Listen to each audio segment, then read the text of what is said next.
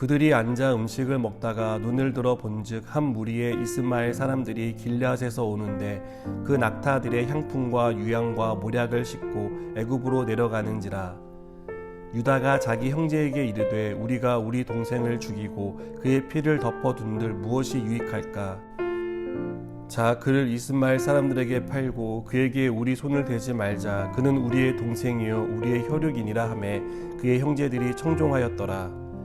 그때 미디안 사람 상인들이 지나가고 있는지라 형들이 요셉을 구덩이에서 끌어올리고 은 20에 그를 이스마엘 사람들에게 팔매 그 상인들이 요셉을 데리고 애굽으로 갔더라. 르우벤이 돌아와 구덩이에 이르러 본즉 거기 요셉이 없는지라 옷을 찢고 아우들에게로 되돌아와서 이르되 아이가 없도다. 나는 어디로 갈까? 그들이 요셉의 옷을 가져다가 수렴소를 죽여 그 옷을 피해 적시고 그의 채색 옷을 보내어 그의 아버지에게로 가지고 가서 이르기를 우리가 이것을 발견하였으니 아버지 아들의 옷인가 보소서 하매 아버지가 그것을 알아보고 이르되 내 아들의 옷이라. 악한 짐승이 그를 잡아 먹었도다. 요셉이 분명히 찢겼도다 하고 자기 옷을 찢고 굵은 배로 허리를 묶고 오래도록 그의 아들을 위하여 애통하니 그의 모든 자녀가 위로하되 그가 그 위로를 받지 아니하여 이르되 내가 슬퍼하며 스올로 내려가 아들에게로 가리라 하고 그의 아버지가 그를 위하여 울었더라. 그 미디안 사람들을 그를 애굽에서 바로의 신하 친위대장 보디발에게 팔았더라. 아멘. 큰 화재가 발생해서 많은 피해를 입었다는 뉴스를 보았습니다. 며칠에 걸려 화재를 진압하고 화재의 원인을 찾다 보면 대부분 그 화재의 원인은 작은 담배꽁초나 불꽃이 튀어서 발생한 경우가 많습니다. 이것은 큰 불이 처음부터 큰 불이 아니었다는 것을 말해줍니다.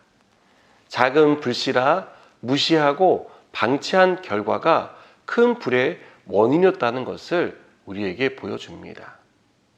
누군가를 향한 미움은 작은 불씨에 불과할 수 있습니다.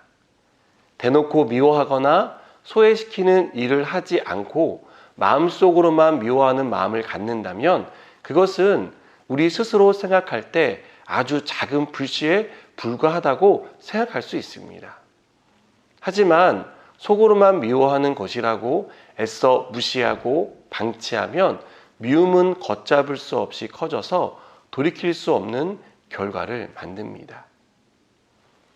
요셉을 노예로 판 요셉의 형들은 요셉이 태어날 때부터 요셉의 인생을 망칠 계획을 세우지 않았습니다.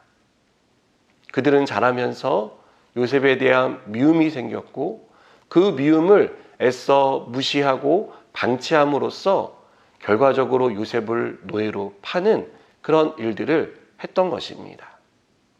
그리고 여기서 멈추지 않고 자신들의 잘못을 감추기 위해 아버지에게 거짓말을 한 것도 이들이 작은 불씨를 무시하고 방치했던 결과입니다. 요셉의 형들은 자신들이 무슨 일을 했는지 인지하지 못했습니다.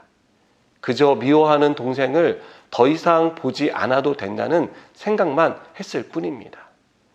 그러나 형들의 행동으로 요셉의 인생은 하루아침에 나락으로 떨어졌습니다. 아버지가 편애하는 부잣집 아들에서 노예로 전락했습니다. 이것은 요셉이 한 번도 생각해 보지 못한 고난이었습니다. 요셉의 부재는 요셉을 편애하던 야곱에게는 죽음과 다를 바가 없었습니다. 야곱은 깊은 슬픔에 빠졌습니다. 가장 아끼는 아들을 잃은 야곱의 마음은 나머지 아들들의 말로는 위로가 되지 않았습니다. 오늘 말씀을 보면 야곱의 집안은 총체적 난국에 빠졌다는 것을 알 수 있습니다. 동생을 노예로 팔아 넘기는 인면수심을 가진 형제들, 자신들의 죄를 감추기 위해 아버지도 속일 수 있는 뻔뻔함과 대담함, 하루아침에 모든 것을 잃은 요셉의 인생, 그리고 이 모든 것을 오로지 감당해야 하는 야곱의 슬픔.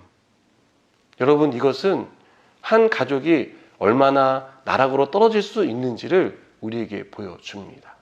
말 그대로 총체적 난국입니다.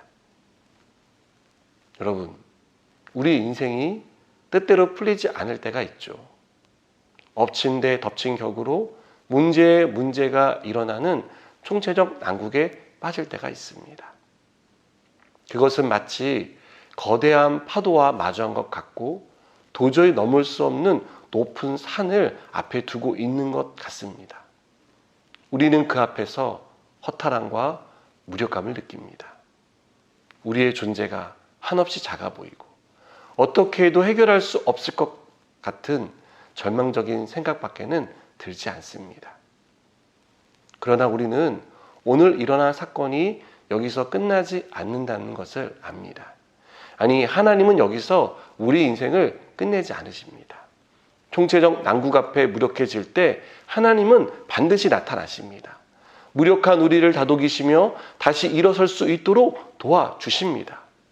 사랑하는 여러분, 총체적 난국을 다른 시각으로 보면 총체적 회복이 일어날 수 있는 기회라고 볼 수 있습니다. 어릴 적 얽힌 실타래를 풀었던 기억이 있습니다. 엉킨 실타래를 어디서부터 어떻게 풀어야 할지 몰라서 낑낑대고 있을 때 어머니께서 엉킨 부분들을 하나씩 천천히 풀어나가는 것을 보았습니다. 그렇게 풀다 보니 어느 순간 복잡하게 엉켜있던 실타래가 술술 풀리게 되었습니다. 우리 하나님이 엉킨 실타래 같은 우리 인생의 난국을 풀어주실 것입니다. 이 사실을 믿으시기 바랍니다. 기도하시겠습니다. 총체적 난국을 만난 야곱의 집안에 하나님이 어떤 일을 행하실 것인지를 우리는 알고 있습니다. 우리 인생 가운데도 하나님께서 행하실 일들을 기대합니다. 이 믿음으로 오늘 하루도 승리하게 하여 주시옵소서. 예수님의 이름으로 기도드립니다. 아멘.